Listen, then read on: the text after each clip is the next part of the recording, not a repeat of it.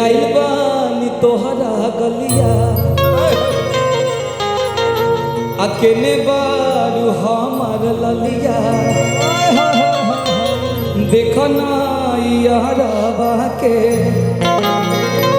कैसन भइल बा हलिया बढ़ता बेचैनी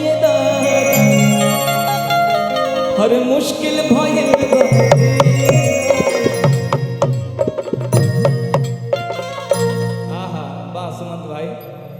कि लेला पुदीना अच्छा पुदीना वाले में एक लाइन है कि ले लो पुदीना तो नहीं बोलिएगा नहीं बोलेंगे। देखिए पुदीना खरीदे खातिर भैया की तरफ से 200 ही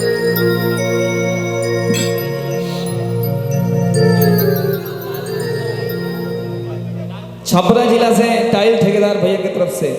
पंकज भैया की तरफ से 200 ही टाइल के ठेकेदार हैं तो 2000 देवे क्या तो 200 में काम चला लेनी जाएगा कर की हाँ 200 के 10 बैठे देव हो जाएगी कि अरे आइल बानी तोहरा गलिया केने बारू हमार ललिया देखो ना यारबा के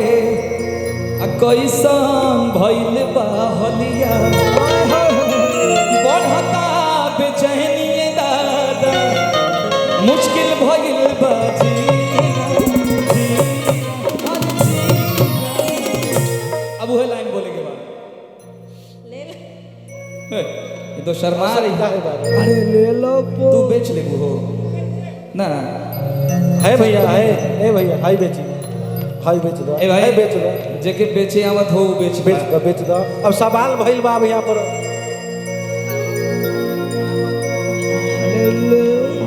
जसबीर ट्रांसपोर्ट भैया की तरफ से 51 रुपये। भैया हाई रेडी बनी तनी सा बोल देबो तो माहौल पूरा बन जाए। आओ खाली कितना बोले के बाद ले लो पुदीना आओ बोल बाप रे बाप ये लोग कौन कैसे बोले ये लोग देखा भाई लोग चिल्ला मांगा तो दे दो ए नीला जर्सी हेलो कोई नहीं ना ना बाप रे बाप एको लोग के बेचे ना होता ना अब भाई लोग कैसे खरीदे हैं कैसे तू ठीक से बोल रहा एक बार ठीक है बोलिए ले लो पुदीना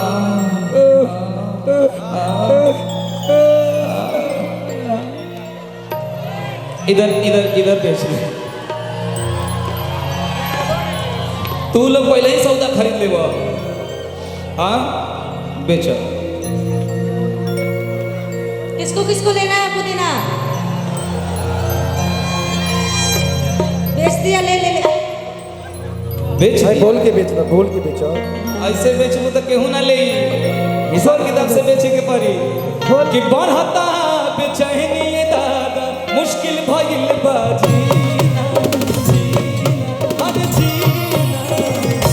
पूरा कमर हिला के कहे के बा कि ले ला पुदीना ले ला पुदीना ले ला पुदीना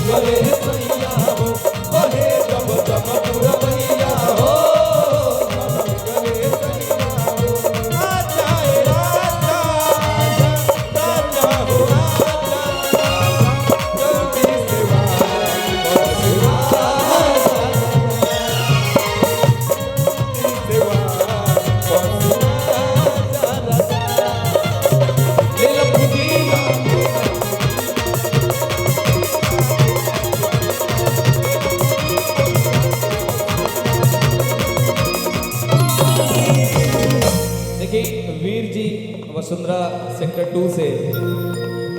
और आगे क्या क्या बोले हैं एक बार फिर से बताइए ना। वीर जी मलाई चाप वाले वसुंधरा सेक्टर 2 से भैया की तरफ से आशीर्वाद था। और देखिए अब प्रेमी गांव में आ गए बता प्रेमिका कहा दिया प्रेमी ये कहा था कि निकला ना निकला जल्दी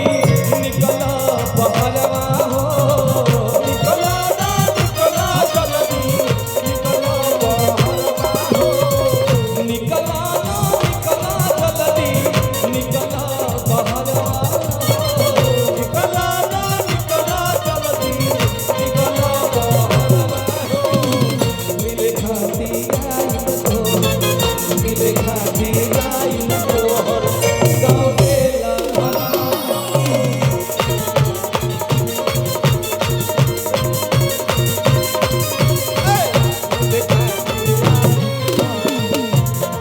सिवान के रहने वाले हमारे चाचा जी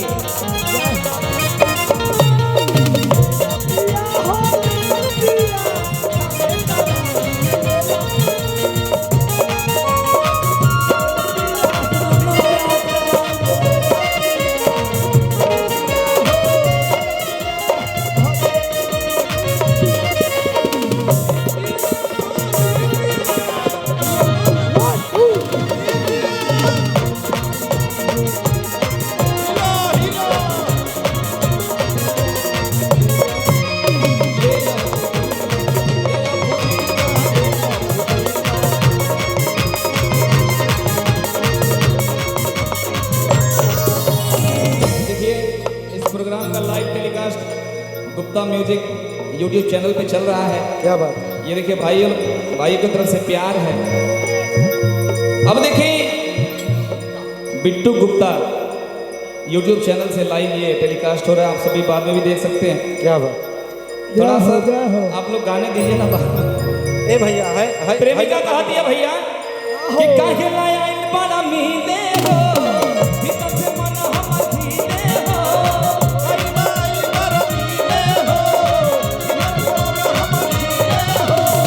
काहे लाया इन बड़ा मीले हो भीतर से मन हमर धीले हो आई माई बड़ा मीले हो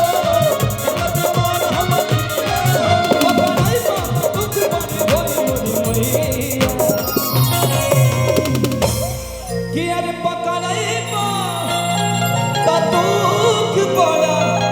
अरे होई मोरी मैया।